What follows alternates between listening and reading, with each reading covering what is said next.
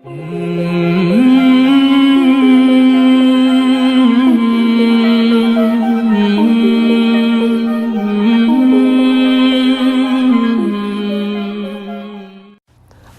علیکم ورحمۃ اللہ وبرکاتہ۔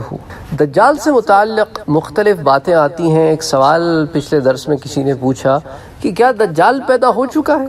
دیکھیں جی، دجال کون ہے اس سے متعلق مختلف آراء ہیں، اور دجال جو ہے وہ انسان ہے بھی کہ نہیں اس پہ بھی مختلف آراء ہیں۔ بعض لوگوں کا خیال ہے کہ دجال دراصل یہ سامری جادوگر ہے،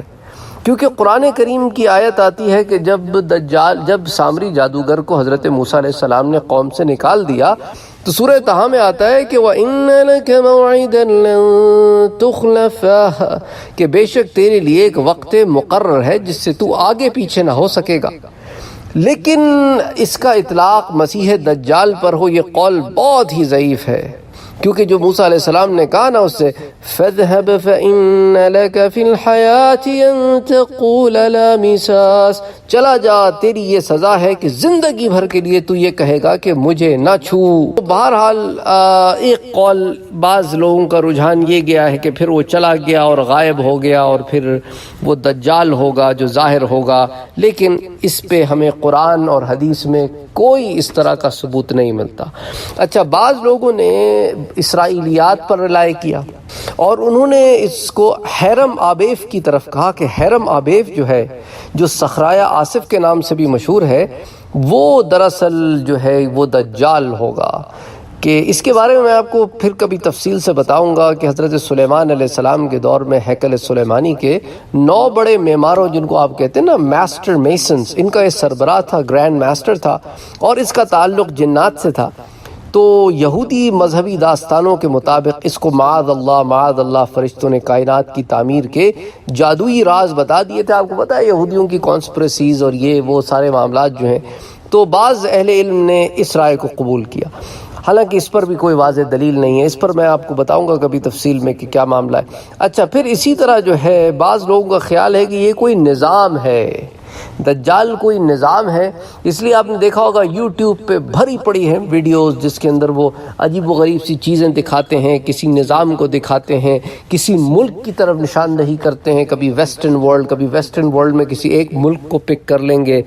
یہ تمام چیزیں بھی جو ہیں ایک نظام کی طرف ہیں، جبکہ دجال ایک شخصیت کا نام ہے۔ اس لیے علماء نے اس کا بھی رد کیا ہے کہ یہ کوئی نظام نہیں ہے۔ نظام ہوتا تو حضور صلی اللہ علیہ وسلم بتاتے کہ یہ ایک نظام ہوگا اور اس نظام میں تم سب جکڑے جاؤ گے، تو ایسا کوئی بات قرآن اور حدیث سے بھی ثابت نہیں ہے۔ تو اب آئیے دیکھتے ہیں کہ اس میں اور کچھ آراء ہیں، وہ دیکھ لیتے ہیں کہ آیا یہ انسان ہے یا انسان کے علاوہ کوئی چیز ہے، کیونکہ بعض لوگوں کا رجحان یوں بھی گیا ہے کہ یہ دجال جو ہے دراصل انسان نہیں ہے بلکہ یہ جن ہے۔ اچھا، ساتھ ساتھ یہ بھی بتاتا چلوں کہ دجال اکبر کے بارے میں بات کر رہا ہوں۔ یوں تو دجال کئی پیدا ہوں گے جو جھوٹی دعوے دار ہوں گے، نبوت کے مدعیان نبی ہوں گے، نبوت ہوں گے، اسی طرح جو ہے شعبدے بازیاں دکھائیں گے اور الٹے سیدھے قسم کے ان کے کلیمز ہوں گے۔ یہ دجال ہوں گے اپنے اپنے زمانے میں۔ اور ابھی ہم دجال اکبر کی بات کر رہے ہیں کہ آیا دجال اکبر جن ہوگا یا انسان، یا پھر ان دونوں کا مرکب ہوگا، یا ایک رائے یہ ہے کہ ابلیس ہی دجال ہے، یا خروج کے وقت ابلیس دجال کے اندر داخل ہوگا، کیونکہ دجال کے خروج کا ذکر ہے، دجال کے خروج کا ذکر ہے کہ یہ خارج ہوگا، یہ ظاہر ہوگا، یہ چھپا ہوگا، ظاہر ہوگا۔ تو دجال کی حقیقت و ماہیت پر بحث کرنے کی نوبت اور فکر کا آغاز جب ہوتا ہے جب آپ دجال کے موضوع پر تحقیق کرتے ہوئے اس بات کو محسوس کرتے ہیں کہ جس طرح نصوص میں دجال کی ہیبت اور اس کی طاقت اور اس کے فتنے کی شدت کو بیان کیا گیا ہے، گویا وہ ابلیس سے کم نہیں ہے، یا کم از کم ابلیس کے بعد دوسرے نمبر پر تو ضرور آ جاتا ہے۔ چنانچہ میں آپ کے سامنے بعض اقوال پیش کرتا ہوں۔ ایک قول یہ آتا ہے بعض اہل علم کا کہ دجال شیطان ہے۔ اس قول کے قائلین میں سے مشہور محدث المعروف ذہبی جو ہیں وہ فرماتے ہیں کہ یہ الانوار الکاشفہ میں یہ رائے موجود ہے کہ فَأَمَّا الْجَسَّاسَةُ فَشَيْطَانٌ وَأَمَّا الدَّجَّالُ فَقَدْ قَالَ بَعْضُهُمْ إِنَّهُ شَيْطَانٌ کہ جساسہ تو شیطان ہے، اور رہی بات دجال کی تو اس کے بارے میں بعض اہل علم نے کہا ہے کہ وہ شیطان ہے، اور اگر اس بات کو تسلیم کر لیا جائے تو کوئی اشکال باقی نہیں رہتا۔ پھر اس کا مطلب یہ ہوگا کہ اللہ تعالیٰ نے تمیم داری اور ان کے ساتھیوں کے لیے یہ پردہ کھول دیا تھا، اور انہوں نے دجال اور جساسہ کو دیکھا اور ان سے بات کی، پھر وہ دونوں دجال اور جساسہ اپنی اصلی حالت یعنی شیطان ہونے کی طرف لوٹ گئے پردے سے۔ اور اگرچہ دجال انسان ہے لیکن وہ کہتے ہیں کہ میں یہی سمجھتا ہوں کہ وہ شیطان ہی ہوگا جو دجال کی صورت اختیار کر لے گا، کیونکہ حضور صلی اللہ علیہ وآلہ وسلم کا فرمان ہے کہ میں نے اس رات دیکھا کہ 100 سال بعد اس زمین پر کوئی بھی زندہ نہیں رہے گا۔ اسی طرح اعلیٰ السنن میں اسی رائے سے اتفاق کرتے ہوئے بعض علماء نے کچھ اور بھی اسی طرح کی باتیں لکھی ہیں۔ اچھا، کئی ایک تابعین سے بھی منقول ہے، جیسا کہ امام قرطبی نے اپنی کتاب التذکرۃ باحوال الموتى والامور الاخرہ میں، سیف بن عمر سے اس کی کتاب الفتوح والردہ میں، اور اس کے حوالے سے پھر ابن سیاد کے حوالے سے ایک واقعہ جو نقل ہوتا ہے کہ جب مسلمانوں نے بعض علاقوں کو فتح کیا تو ابن سیاد کے بارے میں جو طبری وغیرہ نے بہت ساری باتیں کی ہیں، پھر علماء نے اس کا رد بھی کیا ہے کہ ابن سیاد وہ دجال اکبر نہیں ہے جس کے بارے میں جو ہے حضور صلی اللہ علیہ وسلم نے بتایا، اور وہ اس حدیث میں ہر ایک نفس کے 100 سال کے اندر اندر مر جانے کا جو ذکر ہے، اور دجال کے حوالے سے صحیح مسلم میں تمیم داری کی مشہور حدیث کے مطابق دجال کو ایک غار میں قید کیا گیا ہے، یا ایک محل میں یا ایک گھر میں جو بھی ہے، اور وہ ایک مقررہ وقت پر نکلے گا، لہذا اگر دجال انسان ہے تو اس کو مر جانا چاہیے، وہ دلیل یہ دیتے ہیں۔ اور البتہ ابلیس کو تو قیامت تک زندہ رہنے کی مہلت ہے۔ اور ایک حدیث میں آتا ہے کہ جب حضرت عیسیٰ علیہ السلام دجال کی طرف نکلیں گے تو آپ کی تلوار دیکھ کر وہ پگھلا جائے گا اور آپ دجال کو ختم کریں گے۔ تو اب ابلیس کے لیے تو قیامت تک کا وعدہ ہے، تو ابلیس دجال ہو نہیں سکتا، کیونکہ دجال نے تو عیسیٰ علیہ السلام کے ہاتھوں مر جانا ہے۔ تو اسی لیے یہ بات قابل ذکر جو ہے وہ ذکر ہے کہ حدیث جساسہ جو حضرت تمیم داری والی حدیث ہے، تو بعض علماء نے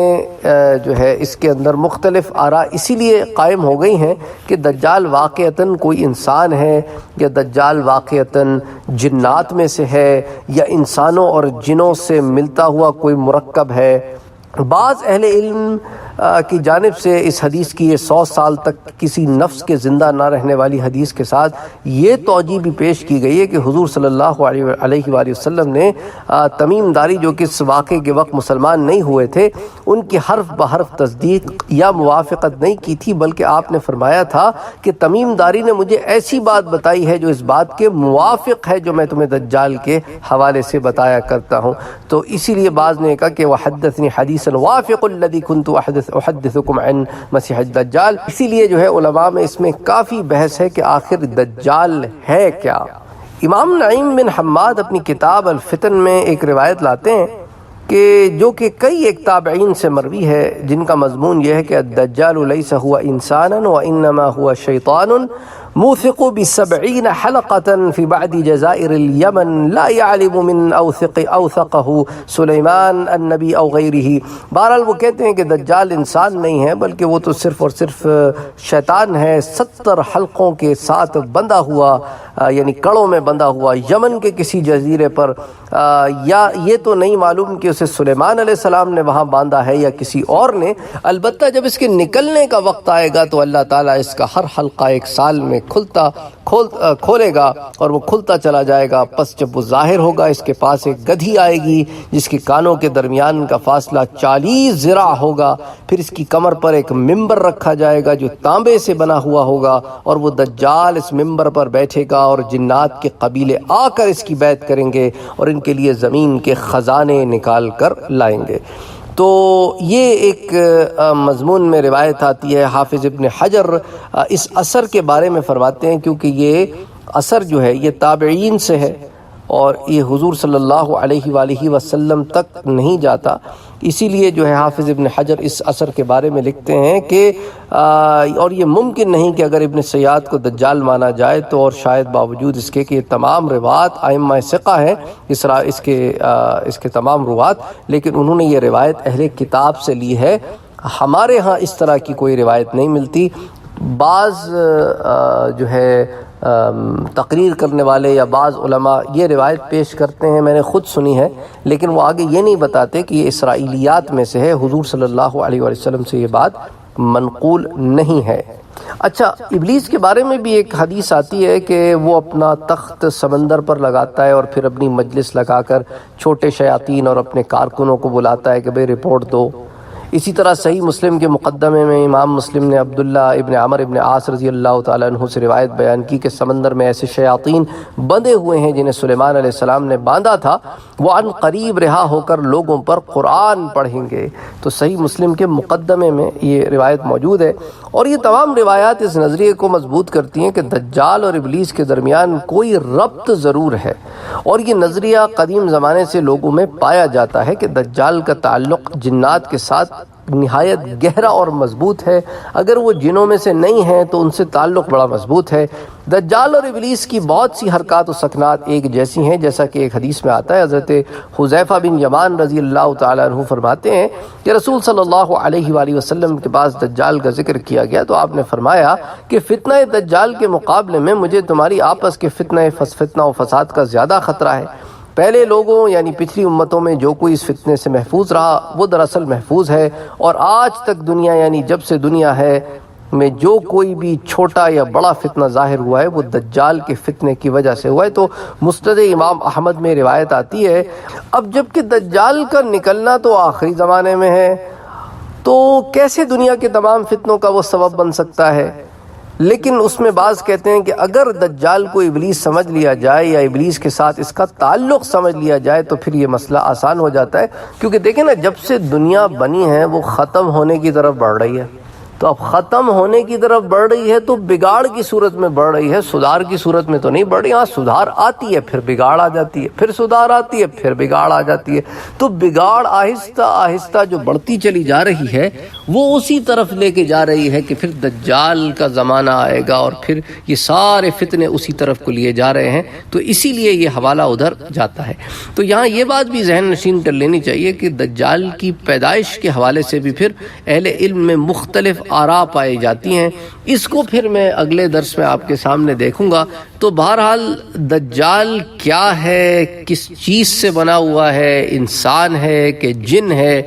یا دونوں کا مرکب ہے، اس کے شیاطین سے تعلقات ہیں یا ہوں گے، یہ تمام باتیں جو ہیں وہ زیر بحث ہیں اور اس میں شدید اختلاف ہے۔ انشاءاللہ تعالیٰ پھر اگلے درس میں دیکھیں گے کہ اس کی پیدائش کو لے کر کیا معاملات ہیں، علماء میں اس کے بارے میں کیا آراء اہل علم رکھتے ہیں۔ السلام علیکم ورحمۃ اللہ وبرکاتہ۔